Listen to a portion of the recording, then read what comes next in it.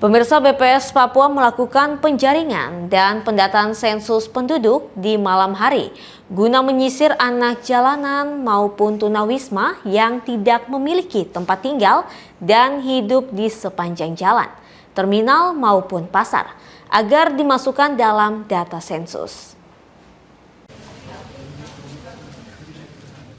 Badan Pusat Statistik Papua bersama BPS Kota Jayapura melakukan penyisiran di malam hari guna mencari anak jalanan maupun tunawisma atau gangguan jiwa yang ada di sepanjang jalan Kota Jayapura, terminal, pasar tradisional, dan ABK kapal yang tidak memiliki tempat tinggal tetap guna dilakukan pendataan sensus penduduk tahun 2020. Namun dalam sensus tahun 2020 bagi ABK kapal yang hanya bisa didata yang tinggal selama 1 tahun lamanya.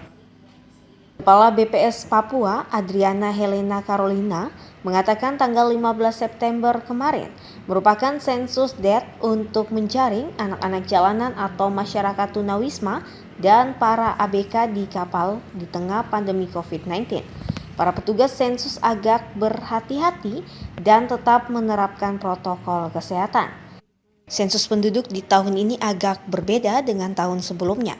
Banyak yang tidak tercatat dikarenakan konsep sensus penduduk 2020 hanya mencatat masyarakat yang tinggal selama setahun lamanya. Tanggal 15 ini merupakan sensus date atau sensus night dari sensus penduduk 2020. Nah, sensus night atau sensus date ini menjaring anak-anak jalanan atau masyarakat tunawisma dan para ABK di kapal. Sementara itu, Kepala Bidang Statistik Sosial BPS Papua, Bagas Susilo, menjelaskan pelaksanaan sensus penduduk dilakukan di pertengahan bulan September dengan tujuan untuk melihat stok dan titik di mana angka ini akan diproyeksikan dikarenakan di pertengahan untuk penduduk yang tercacah sudah 50%. Sensus date ini bukanlah akhir dari pencacahan. Justru pertengahan ini merupakan metodologi sensus yang kita gunakan. Sensus date ini dilakukan di pertengahan dengan tujuan untuk melihat stok, untuk melihat titik di mana angka ini nanti akan diproyeksikan. Jadi kenapa di pertengahan bulan September? Karena diperkirakan di pertengahan itu penduduk yang tercacah sudah 50%.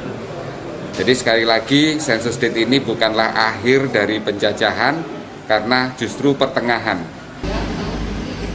Adriana Helena Carolina mengajak seluruh masyarakat Papua agar dapat menerima petugas sensus penduduk dikarenakan sensus ini sesuai perintah Presiden Joko Widodo agar satu data kependudukan dan pelaksanaan sensus penduduk ini tidak ada kaitannya dengan politik atau Otsus Jilid 2. Freddy Nuboba, iNews, Jayapura melaporkan.